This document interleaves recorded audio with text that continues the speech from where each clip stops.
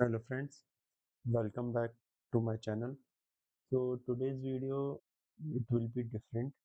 So today we will be discussing about the that trading is equal to gambling or not.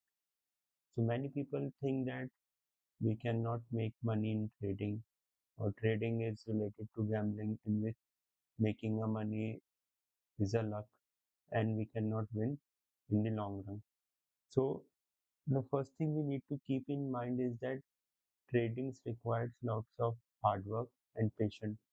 So whenever we are entering in any trade or someone is entering in any trade, so they should have clear why, that why I am entering in this stock. So they should have proper SL target and the reason for entering in this stock. As you can see on my screen, the stock which I am sharing is Hikal Limited. So why I am sharing this stock? See, there is long trend line of this stock, and the stock was in consolidation, or you can say in the downtrend for more than a year. And now the stock has given this trend line breakout, and here the stock is forming higher high. So when next time when this stock touch its this trend line or it is near to its 21 DMA, so it can be a good buy, and the SL would be below this trend line and the target would be 1:2. Another stock which I need to discuss is Indo Amines Limited.